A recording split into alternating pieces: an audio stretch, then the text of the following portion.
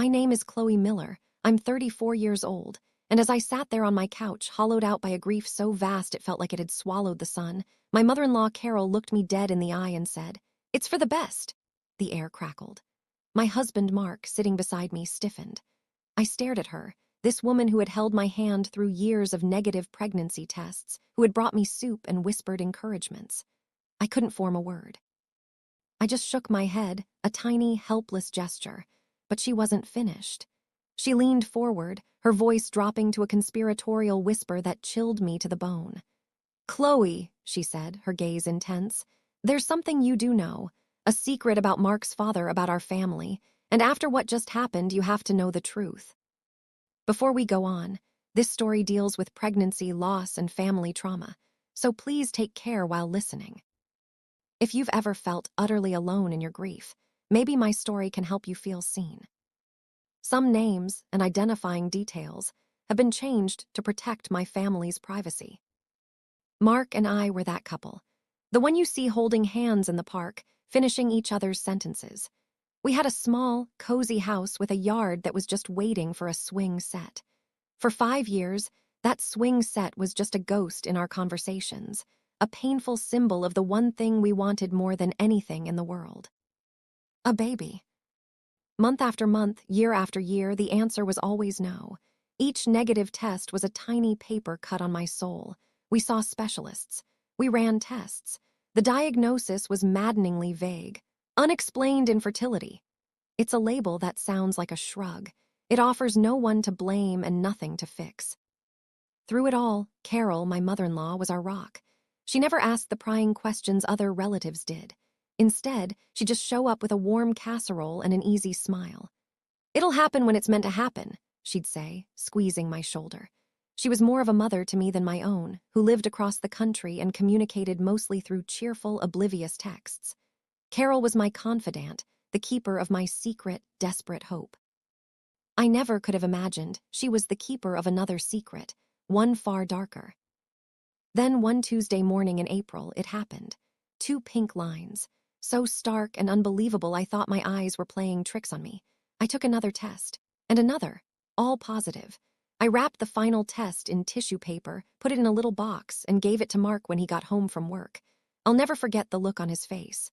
The slow-dawning wonder, the tears welling in his eyes as he pulled me into his arms and lifted me off the ground.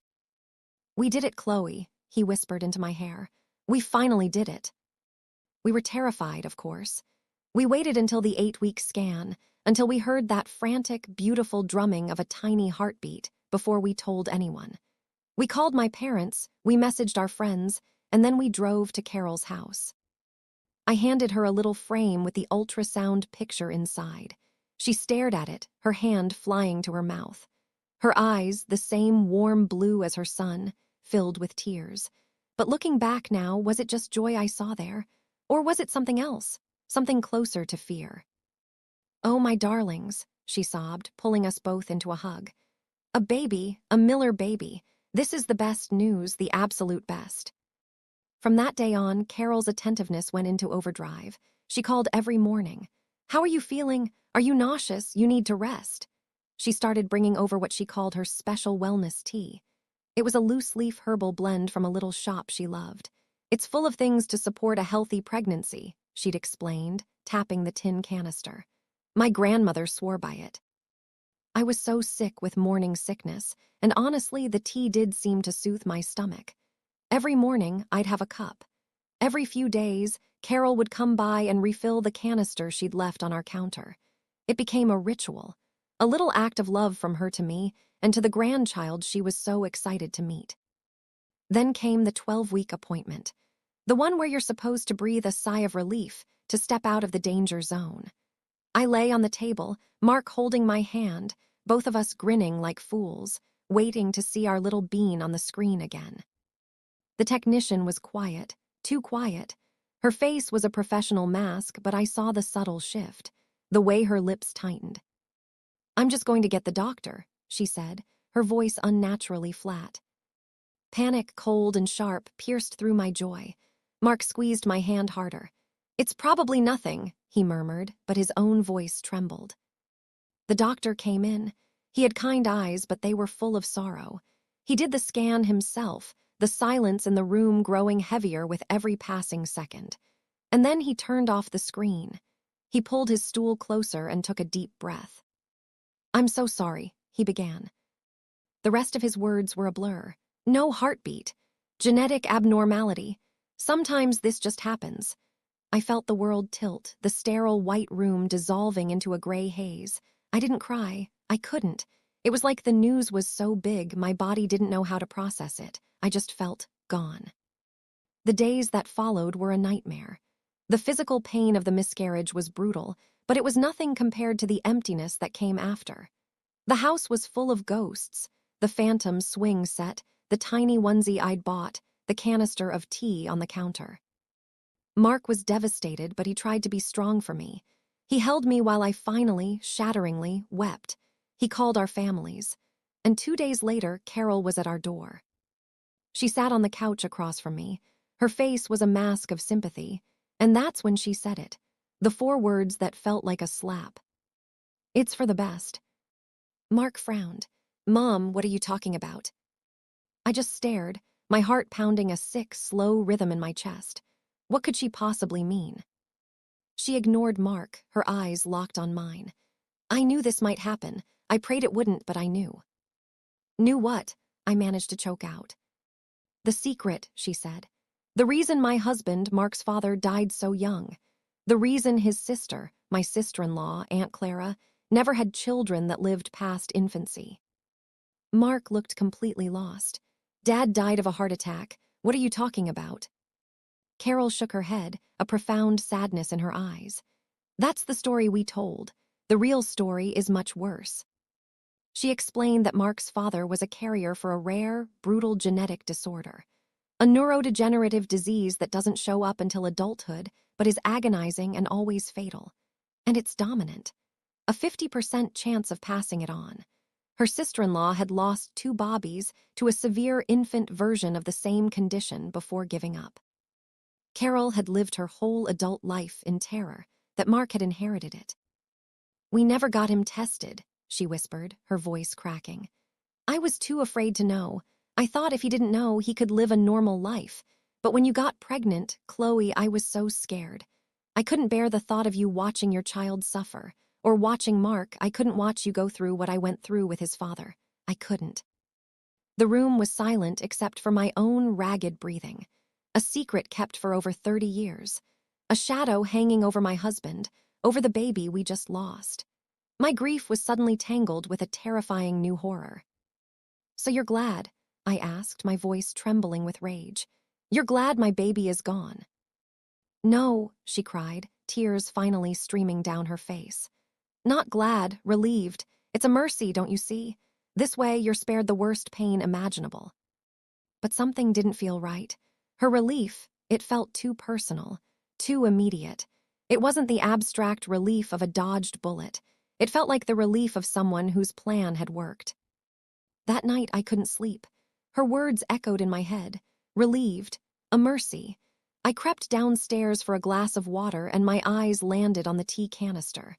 My grandmother swore by it. A sudden, sick thought bloomed in my mind. So vivid, so monstrous, I felt dizzy. Carol had been so controlling about the tea. She insisted on refilling the canister herself. She'd even gotten a little irritated one day when I mentioned I was running low and was going to buy more of my regular chamomile. "No, no, honey," she'd said, a little too quickly. "Don't you worry about a thing. I'll bring more of the special blend tomorrow. It's much better for you." I froze. Could she? No, it was insane. It was the grief talking, making me paranoid. She was a grieving mother-in-law, terrified for her son, not some monster from a movie. But the thought wouldn't let go. It coiled in my gut like a snake. The next few weeks were hell. Mark was reeling from the news about his family's genetic history. He was torn, trying to comfort me while also processing the fact that his mother had lied to him his entire life. When I tried to voice my suspicion, my tiny, trembling fear about the tea, he couldn't hear it. "Chloe, please," he said, his face etched with exhaustion. "She's scared and she said a terrible, clumsy thing. But she wouldn't. She could never do something. That's not my mom. I was completely alone. I had lost my baby. I was losing my husband to a family secret I was now trapped in. And I was starting to feel like I was losing my mind. Was I just a grieving, hysterical woman inventing conspiracies? The doubt was eating me alive. This was my lowest point. I was drowning, and the person I loved most in the world couldn't see the hand that was holding me under. I knew I couldn't go on like this. I had to know, even if it proved I was crazy.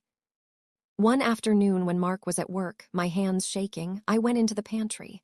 I dug behind the pasta and the canned beans until I found it, the old box of chamomile tea I had stopped drinking. Then I went to the canister Carol had given me. I opened it and poured some of the loose leaves onto a paper towel. They looked similar, but the scent was different. Sharper, more bitter.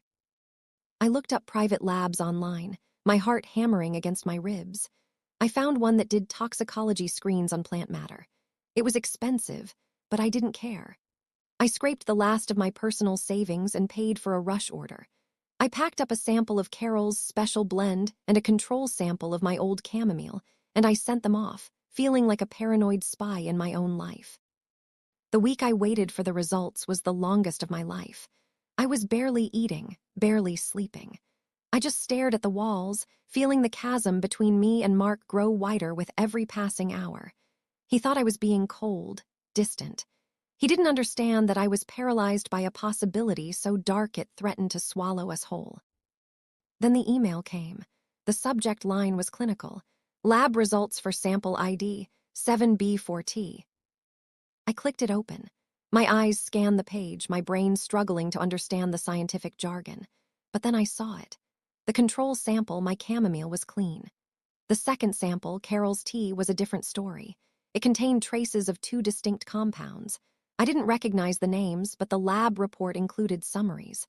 Both were from obscure, non-native plants, and both were listed in botanical archives as potent, traditional abortifacients. Dangerous at any dose during pregnancy. It wasn't a special wellness tea. It was a weapon. The world went silent. The air left my lungs. It was real. It had all been real. I wasn't crazy. I was poisoned. My mother-in-law, the woman who held my hand and brought me soup, had intentionally, methodically caused the death of my child. I didn't cry. I didn't scream. A cold, hard clarity washed over me. The grief was still there, but now it had a new and terrible companion: rage. When Mark came home that night, I didn't say a word.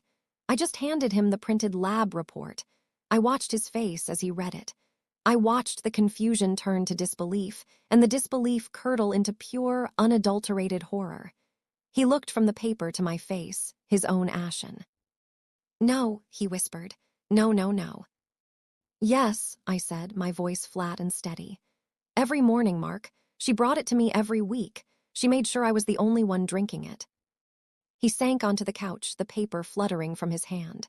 The image of his mother, his kind, loving, supportive mother, shattered. In its place was a monster. He finally saw her. He finally saw me. He crossed the room and fell to his knees in front of me, wrapping his arms around my waist and sobbing, not for himself, but for me, for our baby, for the trust that had been so violently broken. The next day, we drove to her house. She opened the door with that same sympathetic smile, but it faltered when she saw our faces. "What is it? What's wrong?" Mark stepped forward, holding up the lab report. "What is this, Mom?" She glanced at the paper, and in a split second I saw it all on her face. The flicker of panic, the flash of guilt, and then the horrifying retreat into self-righteous justification. She looked past Mark at me. "I did it for you," she said, her voice eerily calm. "I did it for this family, to save you from a lifetime of pain. It was a mercy." "A mercy?" I finally screamed, the sound tearing from my throat. "You killed my baby, Carol. You stood in my kitchen and you smiled at me and you poisoned me. You let me think my body failed. You let me think I was broken." She flinched, but her resolve didn't crack. "You don't understand the alternative," she insisted. "I do. I watched my husband wither away. I watched my sister-in-law bury her children." I could not asterisk. Let that be your story.